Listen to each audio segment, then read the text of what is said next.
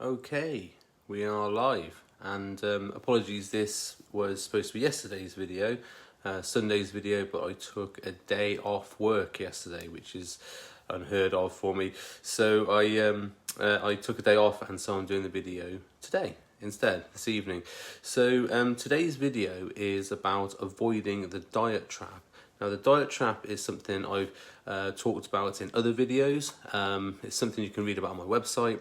And to summarise what the diet trap is, if you imagine you are on one side of the Grand Canyon, and where you are is where you are currently, and the other side of the Grand Canyon, you can see the body, the shape, the lifestyle, whatever that you want. So you've got this where you want to be, you can see where you want to be, and you're over here, and there's this huge expanse, this drop, preventing you from getting where you want to be.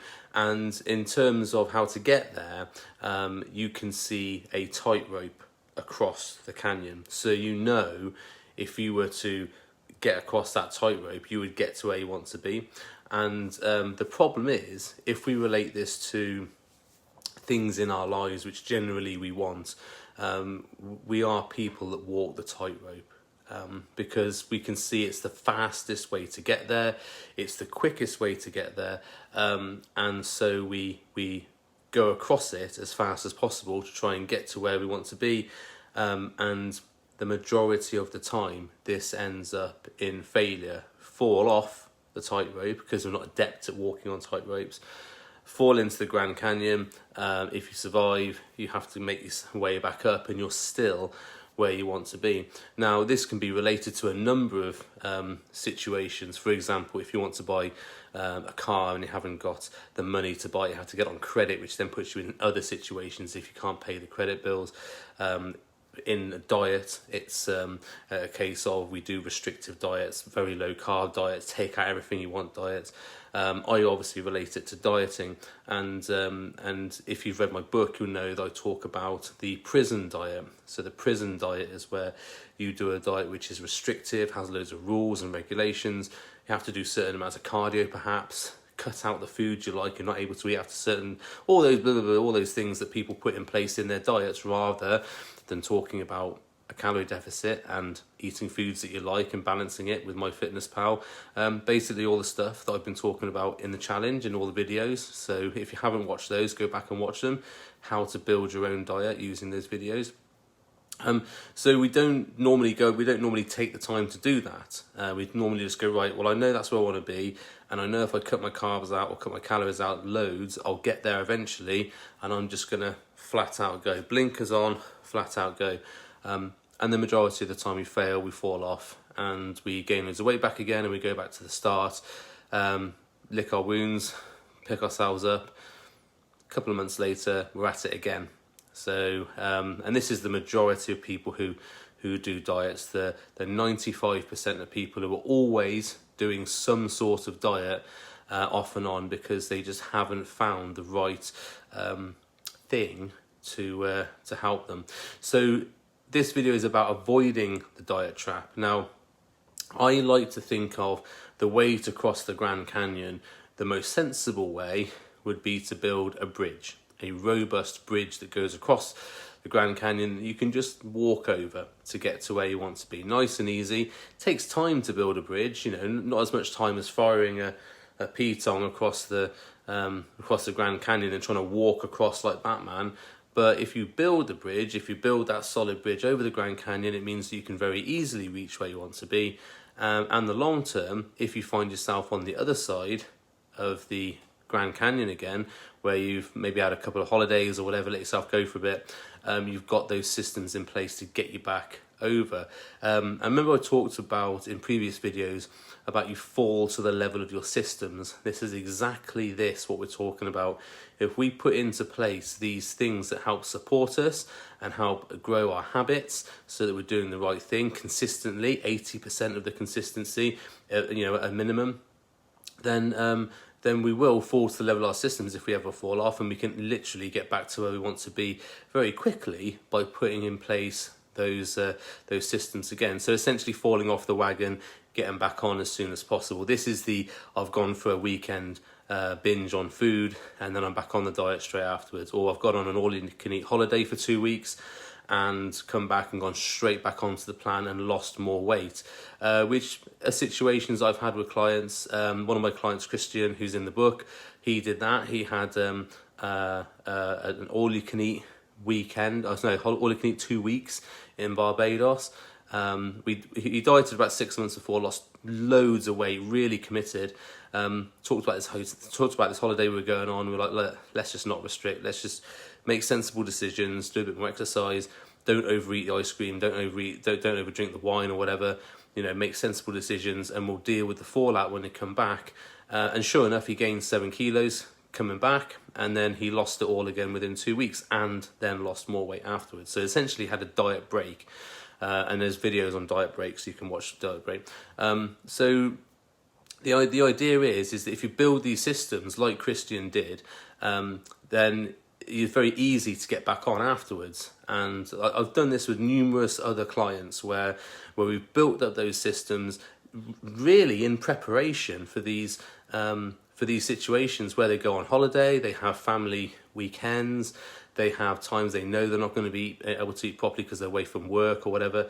And if you've built these systems, you can very quickly get back to where you were, even if you've gained weight, because weight gain in terms of fat gain comes on slowly. The rapid weight gain you get from having a weekend off is mostly water, a little bit of fat, some carbohydrate storage, and some more volume of food in your gut. Most of the time you can lose it very, very quickly. And again, remember, you have to overeat like 8,000 calories to gain a kilo of body fat. That's a lot of eating, on top of your maintenance. That's a lot to eat. So if you do get back onto the wagon quite quickly, you won't fall into that diet trap. What happens is that people do start building the systems and they start building these processes, and then what happens is they fall off for a weekend, and then they realize, and they say to themselves, oh, I've gained a bit of weight, so the diet's ruined, so I might as well just overeat. They use it as an excuse to break out of prison. They use it as an excuse to say, oh, well, the diet's obviously rubbish, it's not worked, it's not done anything, so I'm just going to stop doing the diet and I'll go back to what I did, go back to what I was eating before, and gain loads of weight back again. And this is quite common, because when you're on this prison-type diet, this diet where you don't like what you're eating, you're looking for an out, you're looking for a way to get out of it after a little while. And it's something called a secondary gain. And where secondary gain is where something happens and it allows you to create an excuse to do something else. So another example of a secondary gain was you didn't want to go to the gym, you stub your toe walking out the door, and you go, oh, I've stubbed my toe, I can't go to the gym now because that really hurts. You could actually go to the gym, you could actually do your workout, but you use that I've stubbed my toe as an excuse to not go. And it's the same if you're on these sort of restrictive prison diets. You have a weekend off, you gain a bit of weight, and you go, oh, obviously my diet's not working, what was the point of doing all that? I'll just go and eat loads of food again. You use it as an excuse to get you out of the diet, and then you tell all your friends, oh yeah, I gained all the weight back again after one weekend, it was a rubbish diet. It wasn't really, it just, okay, you lost weight, it probably was a restrictive diet of some description, gained a little bit of weight, and that was from food volume, a little bit of fat, some water, carbohydrates in the muscle. If you'd gone back to your diet afterwards, your systems, you would have lost the weight again, but you didn't. You completely went off the rails afterwards. So that's why we need to have those systems in place, so that if you do have wobbles, if you do have time off, you can then get back onto it very quickly with the understanding and the knowledge that 1 or 2 days of overeating is not going to kill you. And actually, if you look at the example of Christian, my client, and I think I'm definitely sure there's a testimonial from him on the website, but I'll put a graph in there. You can see how his graph goes down like this. He goes on the all-you-can-eat 2 weeks, his weight goes up, and then it goes right back down again. Because he gets back on the systems. And it's a prime example of someone taking a diet break, having a bit of time to themselves, having a bit of enjoyment, getting back on the system, and immediately seeing the results again, because the body prefers to be in this lower weight, because he conditioned his body to being lower body fat, lower weight. So actually the body was on board with losing that weight again.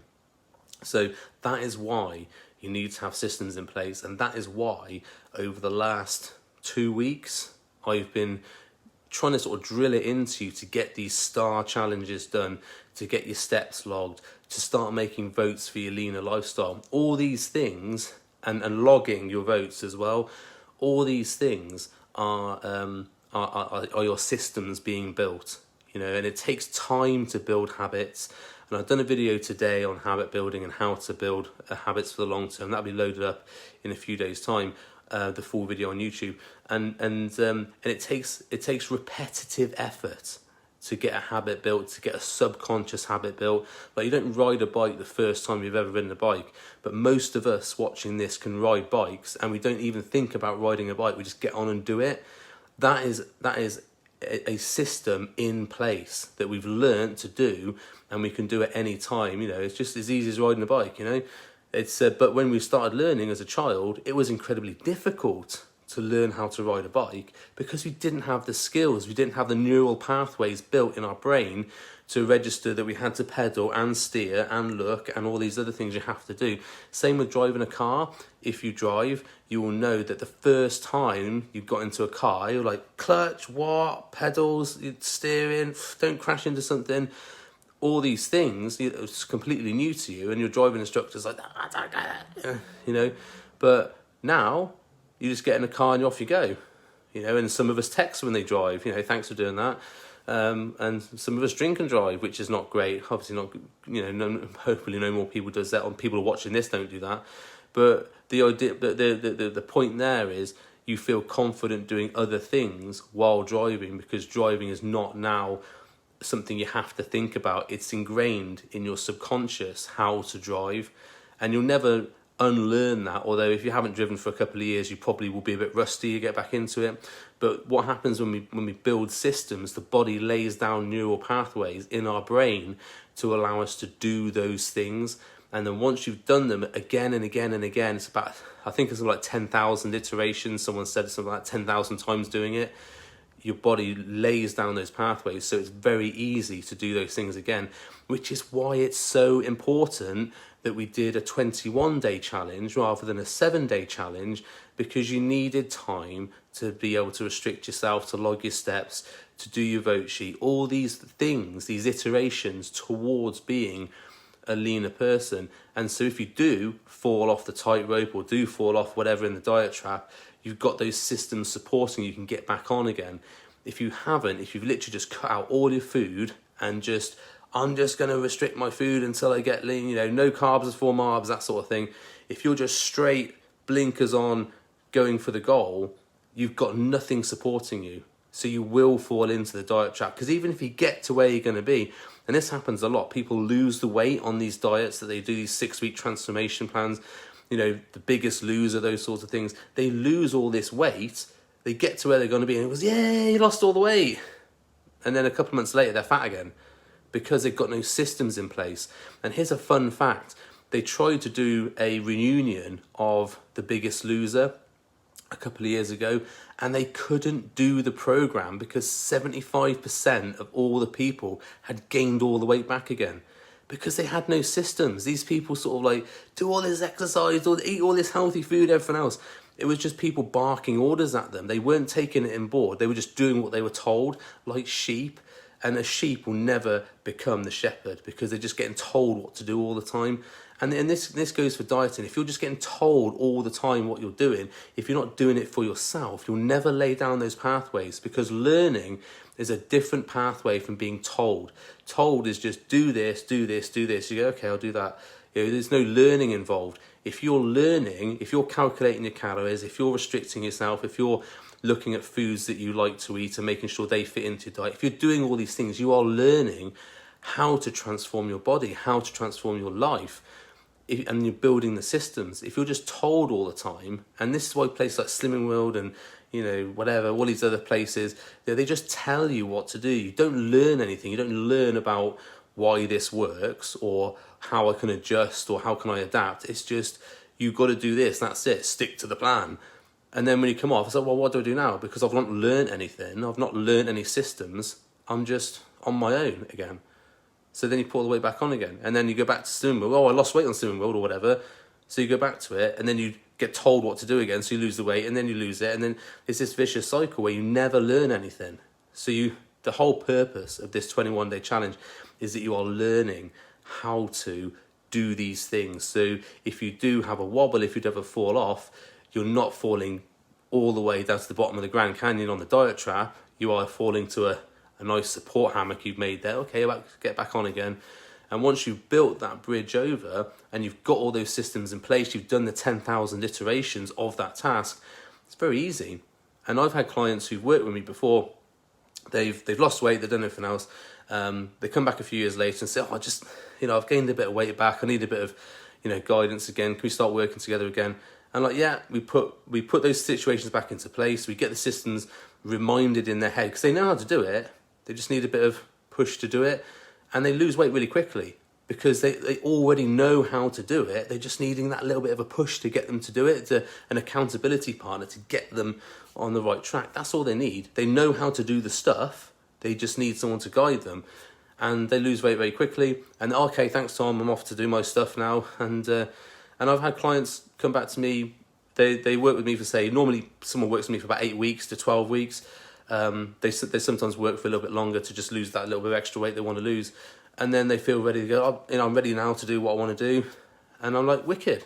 Because that's the whole purpose of working with me as a coach, is that you know how to do it yourself. You've built those systems, you've built those neural pathways in your brain.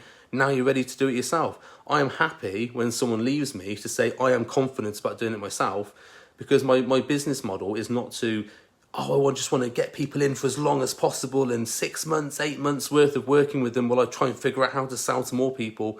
No, I'd much rather get people in 8 weeks, 12 weeks, probably 16 weeks. I've worked with people for longer than that if they really need it. But when they are ready to finish, that is the best time, because I know that I've transformed that person's life, they've transformed their life, and they're ready to go out and do their stuff. And then every now and again they come back, look, I've got a holiday, I've got a wedding, whatever, can we work together for 8 weeks? Yeah, no problem, bang, and they lose the weight straight away because they've got all those systems in place. We've built them before, we just need to get back on again. And this is why you need to do this. This is why you need to do the 21-day challenge. You do need to do the vote sheet, you do need to do the tracking, you need to use the Google Sheets as a guide on how to do that, to track your data so you can analyze it and look back at it. You need to do that stuff. Diets which just tell you what to do are shit diets. As I say, do this, do this, do this. Don't think for yourself, just do this. They're shit. All they're doing is try and get money out of you.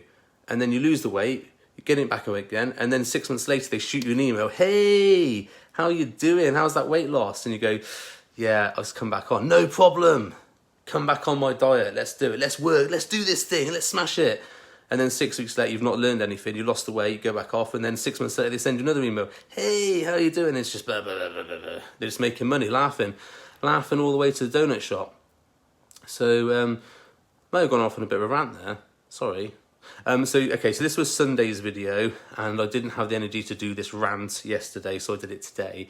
And I've got another video tomorrow to do, and then I'll catch up on Tuesday night, so there'll be 2 videos tomorrow.